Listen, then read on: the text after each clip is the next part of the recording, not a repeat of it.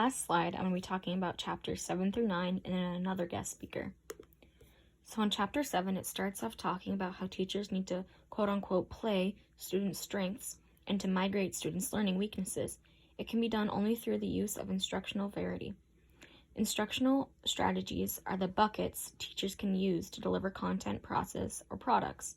Virtually all buckets can be used in ways that ignore students' differences, or they can become part of a larger system that appropriately responds to those differences.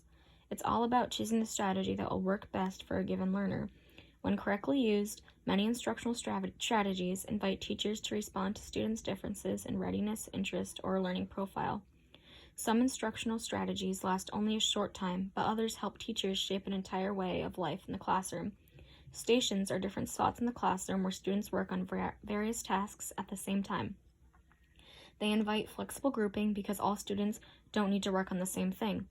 As some are more behind or some are more advanced, in grade 4 math stations, she first starts off the year by presenting them 5 different stations with different tasks. Key tags with the students' names hang above the stations. Each station is different and focuses on what the child needs. Miss Minor differentiates both content and process at every station. All the students work with math reasoning, math application, and math practice. She differentiates it by each student's readiness. Complex instruction is a strategy that responds to the sorts of economic ranges that frequently exist in the classroom. It talked a lot about different grades in their classroom and how they learn and what their agenda looks like. Each was different but focused on the same type of things. Students are energized by school and the learning process when it belongs to them and when they can shine in on it and what they love to do. Orbitals allow students to exercise choice in what to study and how to share what they've learned.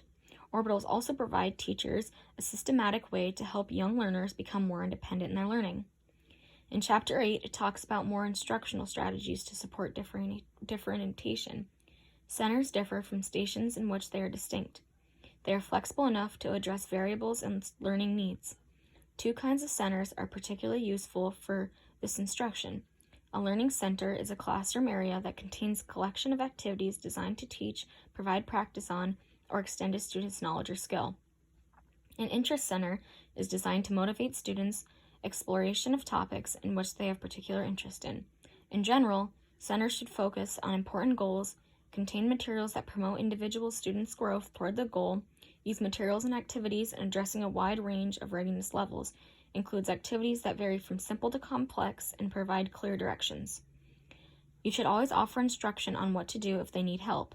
Include instructions about what they should do when they are finished, and use a formative assessment to guide development of center tasks and assignments of students to appropriate tasks.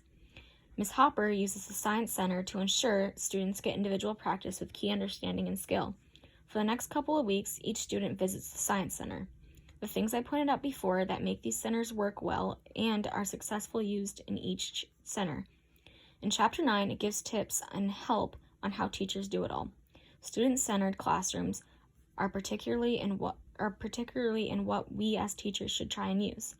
Some questions get teachers started on how to teach, which ones make the most sense to you. Is it more beneficial to you that everyone always needs to read the same book, website, problem, art lesson, or homework? Do all students seem to learn the same way or at the same pace? Do you learn more about your students by talking to them or with them? Do students become more independent learners in classrooms when they are told what to do? Do learners care if they have a choice about what and how to learn? Are you more motivated to grow when we try to reach our own ceilings or another person's ceiling? Also, are you more effective in teaching small or large groups? Is learning richer when meaning-based? And finally, are students most likely to work in a setting where they have helped craft routines? It also says teachers should start small and then work their way up. So our first guest speaker was Lindsay. She was a content specialist. She talked about the balanced literacy approach. It uses the 3 cueing systems, which ask, does it sound right, look right, and make sense? Phonological awareness is something we also talked about.